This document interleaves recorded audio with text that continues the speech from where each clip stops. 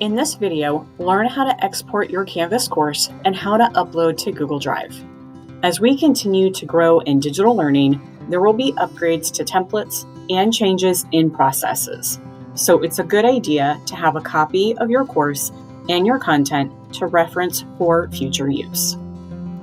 The first thing you'll need to do is navigate to one of your Canvas courses. Next, click on Settings in the left side navigation. On the next page, you'll want to navigate to the right side navigation and click on Export Course Content. Make sure Course is selected as your export type and then click Create Export. This may take several minutes to process.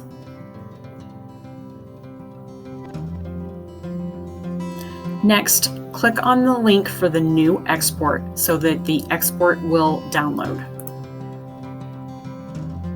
If you're using Chrome, you'll see the download complete at the bottom of the page. This will put the file into your downloads folder.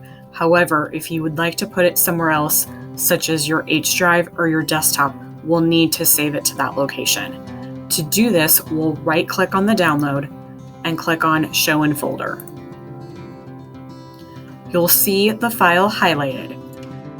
From here, you can drag the folder to your desktop, or for better safekeeping, upload it to your Google Drive. You do not need to open the file at any time. This will simply save your file. You may upload the exported Canvas course anywhere in your Google Drive or create a folder to put your exported Canvas course in. In Google Drive, click New and then Folder from the drop-down list. Name the folder and select Create.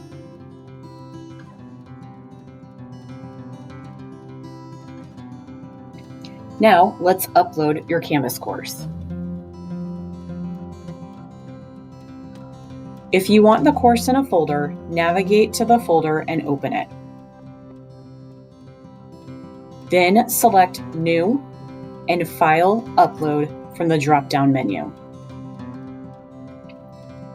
From your Downloads folder, select your exported Canvas course file.